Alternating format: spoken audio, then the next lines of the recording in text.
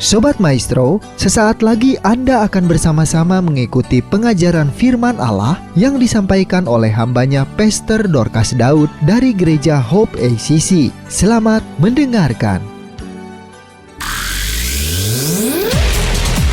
Shalom, Anda akan mendengarkan program Kuasa dalam Firman-Nya yang disampaikan oleh Pastor Dorcas Daud dari Hope ACC dan Dorcas Ministries. Selamat mendengarkan. Haleluya, shalom. Kita akan membaca firman Tuhan dari Filipi pasal 2 ayat yang ke-1. Jadi karena dalam Kristus ada nasihat, ada penghiburan kasih, ada persekutuan roh, ada kasih mesra dan belas kasihan. Karena itu sempurnakanlah sukacitaku dengan ini.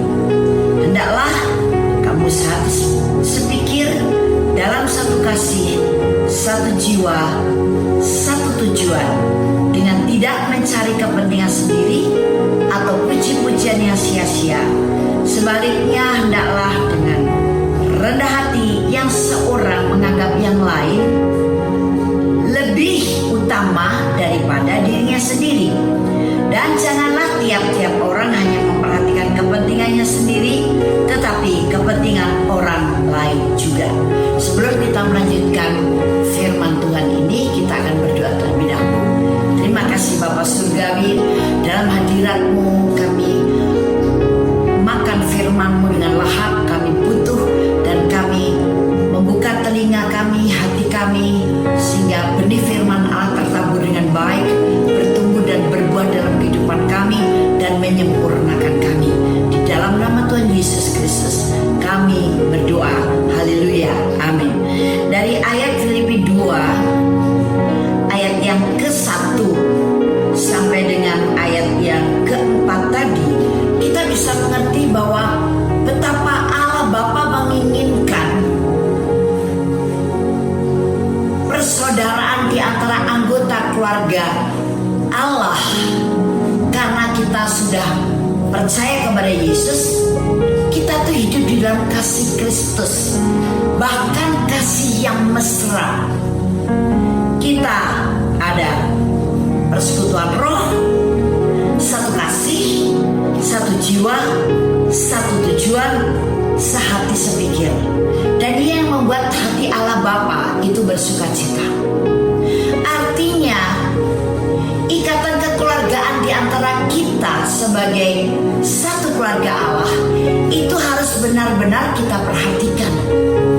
Sebagai orang Kristen, kita bukan hanya kenal satu dengan yang lain sesama orang Kristen, apalagi sesama anggota gereja yang sama, tetapi kita betul-betul harus memperhatikan bagaimana hubungan kita dengan saudara seiman kita. Apakah kita betul-betul hidup dalam kasih Kristus? Kalau kita hidup dalam kasih Kristus, kita perlu sehati sepikir. Apalagi kalau kita berada dalam satu komunitas yang sama. Komunitas yang satu dan komunitas yang lain pun harus sehati sepikir. Dan sehati sepikir di sini yang dimaksud adalah sehati sepikir dengan pemikiran Tuhan, dengan kehendak Tuhan. Dan di antara kita itu harus ada kasih mesra. Artinya kasih mesra itu adalah kasih yang tulus, kasih yang betul-betul murni, kasih yang betul-betul ekspresif, atau kasih yang nyata, yang real. Bukan kasih yang hanya disimpan di hati dan kita merasa yang penting aku tidak membenci dia, aku sudah mengasihi dia. No. Tapi betul-betul kasih yang aktif. Artinya kita memperhatikan satu dengan yang lain. Kalau yang lain sedang bersukacita, kita ikut bersukacita. Kalau saudara kita sedang mengalami sesuatu, kita ikut merasakan apa yang sedang dia alami. Nah, bagaimana kita bisa menjadi seperti itu? Kita jangan hanya mengutamakan kepentingan sendiri, kata ayat firman tadi, tapi juga kita perlu memperhatikan kepentingan yang lain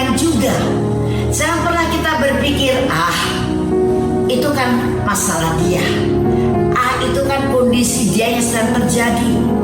Tapi bagi saya ya puji Tuhan, saya lagi baik-baik saja, saya lagi tenang-tenang saja, saya lagi sehat, saya lagi sukacita. No, bukan seperti itu yang dikehendaki oleh hati Bapa. Tapi yang dikehendaki oleh hati Bapa adalah sehati sepikir, ada kasih mesra, dengan cara kita tidak mementingkan diri kita sendiri, tapi kita juga kita beri perhatian kepada saudara seiman yang lain. Kita adalah satu tubuh Kristus. Yesus adalah kepalanya, dan kita ada yang menjadi tangan, ada yang menjadi kaki, ada yang menjadi mulut, ada yang menjadi mata. Tapi semua ini berfungsi untuk tubuh itu menjadi tubuh yang sehat dan bisa melakukan apa yang harus dilakukan. Nah, untuk menjadi tubuh Kristus ini sehat, apalagi kita di dalam satu komunitas Hope ACC, adalah masing-masing anggota tubuh ini berfungsi. Masing-masing anggota tubuh ini memperhatikan satu dengan yang lain. Kalau tangan sedang kejepit, kaki jangan berpikir atau berkata dalam hati, ya itu tangan kejepit ya, tapi ya salah dia sendiri. Kenapa tadi dia megang pintu kurang hati-hati?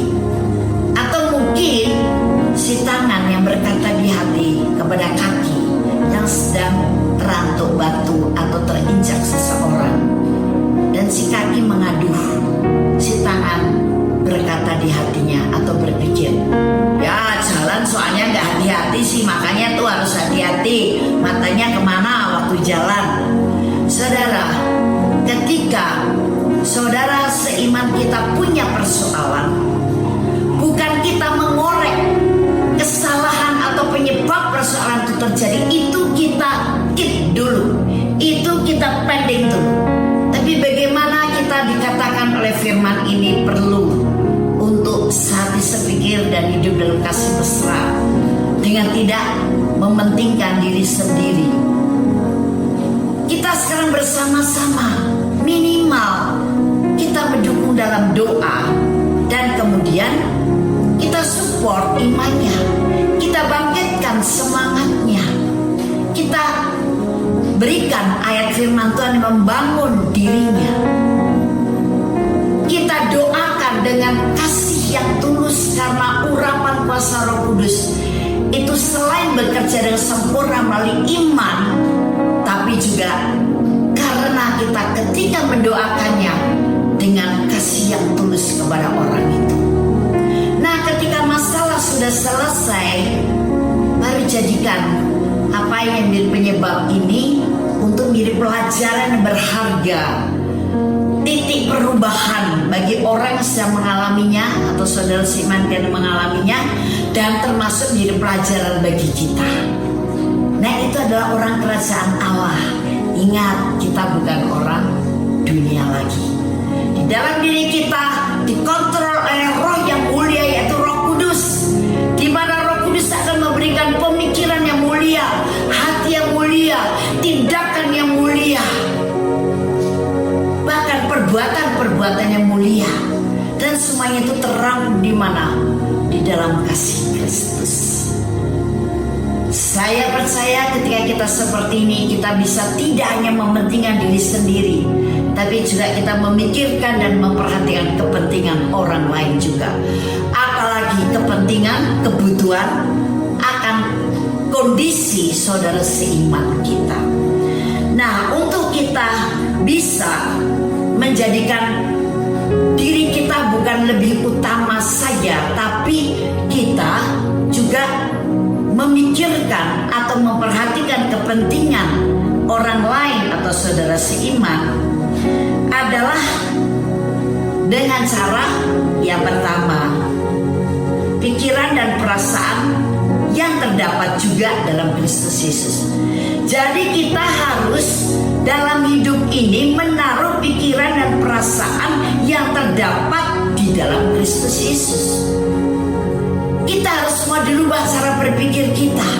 Kalau cara berpikir kita melihat kesalahan seseorang itu lebih mudah daripada melihat balok di depan mata kita. Selumbar di mata saudara kita lebih mudah, tapi balok di mata kita. Sehingga tiap kali ketika kita melihat saudara seiman saya menghadapi kesulitan atau problem, tanpa sadar kita menghakiminya, tanpa sadar kita mempergunjingkannya, tanpa sadar kita bertanya-tanya kenapa dia begitu, ya salahnya apa itu? Ya semua itu kan kesalahan sendiri. No. Kalau kita sekarang menaruh pikiran perasaan yang terdapat dalam Kristus Yesus, Yesus tidak pernah berpikir seperti itu.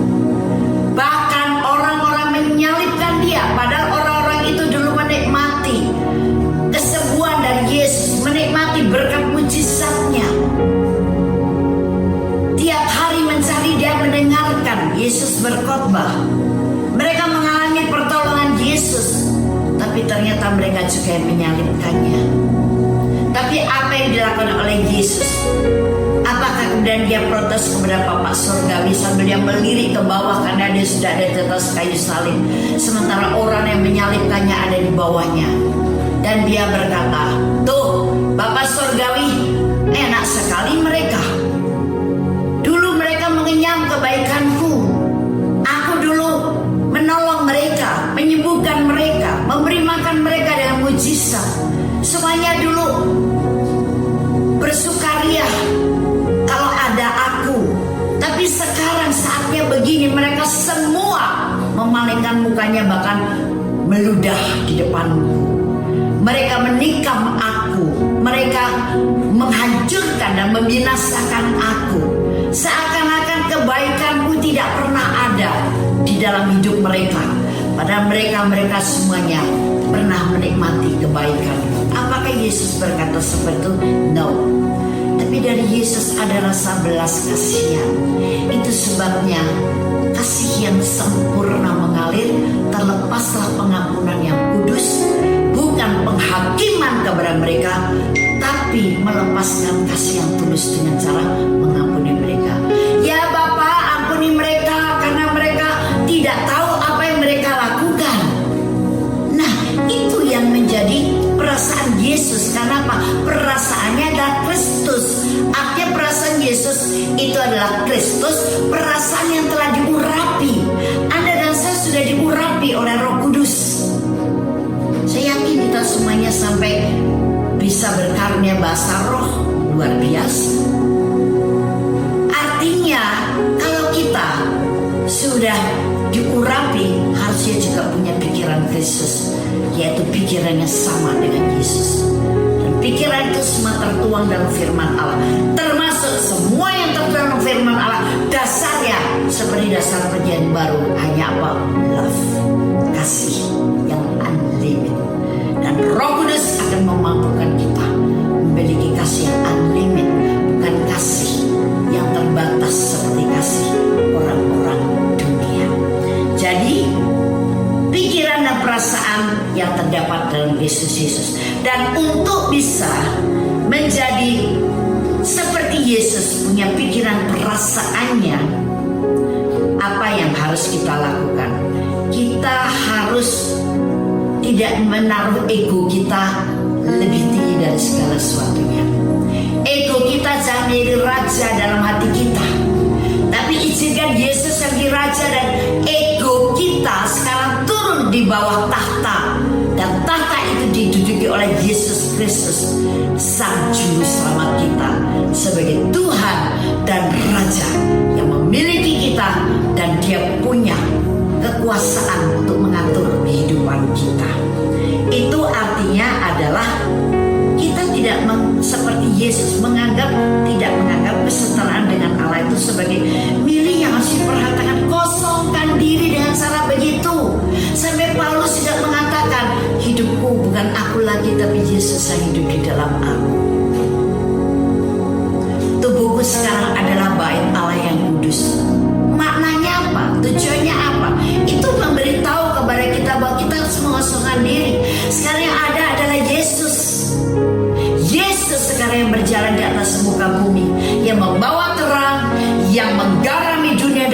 membusukan dan menebarkan kasih yang luar biasa. Jadi kita perlu mengosongkan diri, itu yang pertama. Yang kedua, rendah hati. Sudahkah engkau mengenakan roh rendah hati? Karena itu adalah salah satu karakter Yesus yang sangat mulia. Rendah hati, jangan merasa engkau sudah mampu, engkau tidak sedang mengalami hal-hal yang buruk, engkau sedang bahagia, engkau sedang sukses. Ketika itu terjadi, memang rencana Allah untuk kita seperti itu, bersyukurlah. Tapi jangan sampai lupa diri. Ada saudara seiman kita yang seharusnya kita juga ikut memperhatikan kehidupannya. Paling tidak kita menebar kasih melalui doa-doa kita kepada saudara seiman kita. Saudara seiman kita sebenarnya diri kita juga adalah gereja Tuhan secara pribadi. Jadi rendah hati. Dan yang kedua adalah ketaatan. Kita harus taat, karena ketaatan itu juga dilakukan oleh Yesus. Pada ketaatan Yesus kepada rencana Allah Bapa, ada ketaatan pada satu peristiwa yang sangat mengerikan. Dia harus taat kepada rencana Bapa surgawi, mati di kayu salib. Karena kalau Yesus menerima mati di kayu salib, tidak ada umat manusia yang akan menerima pengampunan dosa dan keselamatan. Semua go to hell, pergi ke neraka. Mengerikan sekali, bukan? Tapi Yesus, dia mau taat kepada rencana Bapa surgawi yang sempurna. Tapi pada akhirnya Allah Bapa meninggikannya. Allah Bapa memberikan nama di atas segala nama kepada Yesus. Dan di dalam nama itu semua orang akan menyebut Yesus adalah Tuhan. Dan semua lidah mengaku Yesus, ya. Semua lutut bertelut menyembah Yesus. Luar biasa. Bagaimana Anda dan saya akan mengalami peninggian daripada Tuhan. Kembali kepada awal dari kota sayang. Kita harus hidup dalam kasih mesra, belas kasihan, ada penghiburan, ada nasihat, dan menyuarakan hati Tuhan dalam hidup bersaudara di kerajaan Allah ini. Dan juga kita saling sepikir dengan cara tidak mencari kepentingan sendiri atau puji-pujian sia-sia, tapi kita juga memperhatikan kepentingan orang lain. Nah, bagaimana kita bisa seperti itu? Kita perlu mesumkan diri, rendah hati, dan juga taat. Peninggian datang daripada Tuhan, bukan datang dari kiri kanan atau manusia, tapi peninggian yang datang daripada Tuhan. Tapi hal inilah yang harus kita kerjakan. Hidup dalam kasih Kristus yang sempurna. Saat disepikir dengan saudara seiman, memberi perhatian kepada saudara seiman, tidak hanya mencari kepentingan diri sendiri, tapi juga kepentingan orang lain atau saudara seiman. Amin. Kasih Tuhan sempurna bekerja dalam kita. Baik, kita akan berdoa sama-sama. Haleluya. Angkat kedua tanganmu bersama-sama dengan saya. Walaupun kau ada di rumah, angkat tanganmu menyembah Tuhan. Dan terima kasih Bapa surgawi, kuasa urapan tercurah atas kami. Urapan kasih juga merendam kami.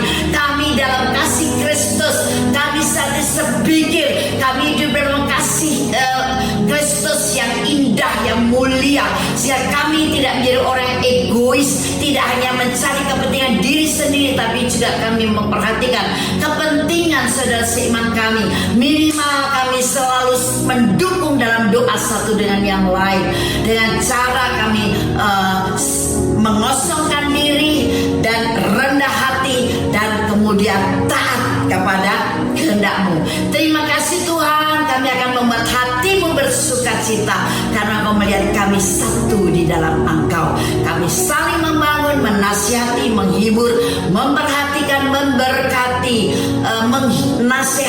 juga dan juga melayani, mendukung, mengasihi, bekerja sama satu dengan yang lain, dan kami saling berbagi. Terima kasih Tuhan, berbagi perhatian, berbagi kasih, dan kami kerjasama dengan baik.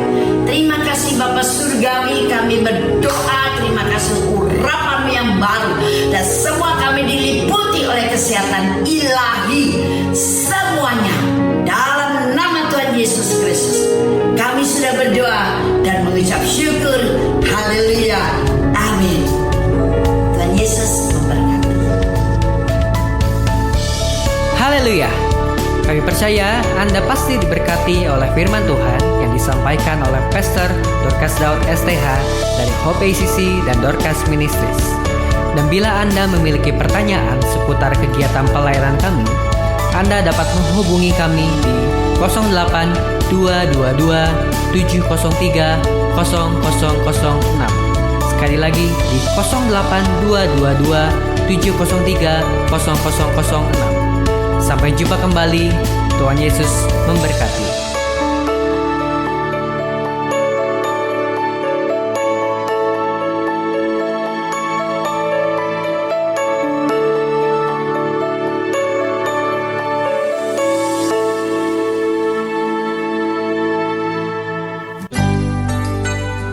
Demikianlah firman Tuhan yang berkuasa telah kita dengar bersama-sama. Dan kami percaya Anda sangat diberkati. Bagi yang membutuhkan pertumbuhan iman dan pelayanan lebih lanjut, Anda dapat menghubungi kami dan beribadah bersama dengan kami setiap hari Minggu di Gereja Hope ACC di ACC Center, Jalan Mekar Utama, nomor 31, lantai 3 Kompleks Mekarwangi, Bandung, pada jam 8.30. Ada kebaktian anak-anak pada jam yang sama. Ikuti juga Breakthrough Prayer setiap Jumat jam 18.30. Jika Anda membutuhkan dukungan doa, Anda dapat mengirimkan SMS ke nomor 0822 2703 0006. Tuhan memberkati.